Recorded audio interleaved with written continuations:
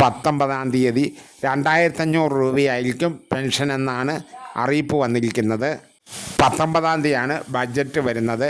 ബജറ്റിൽ മിക്കവാറും 500 രൂപ കൂടി വർദ്ധിപ്പിച്ച് 2500 രൂപയായിരിക്കും അനുവദിക്കാൻ സാധ്യത.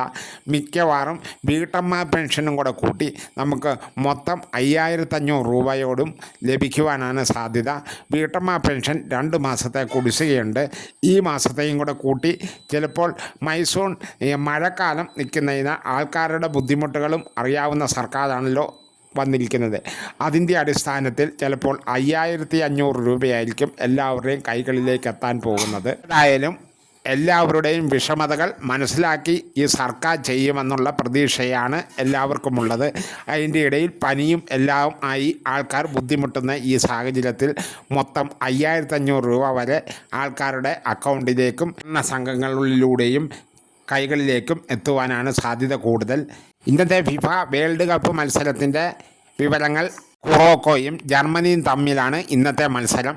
12:30-ക്കായിരിക്കും മത്സരം തുടങ്ങുന്നത്. ഏതായാലും തീരുമ്പോഴേക്കും ഒരു 2-2:30 മണിയാവും.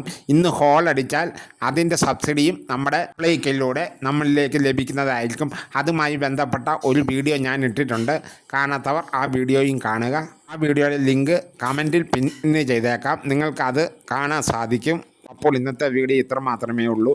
എല്ലാവരും സബ്സ്ക്രൈബും ലൈക്കും ഷെയറും ചെയ്യാൻ മറക്കല്ലേ. ഇനിയും വരാമെന്ന ശുഭപ്രതീക്ഷയോടെ നൈറ്റ്.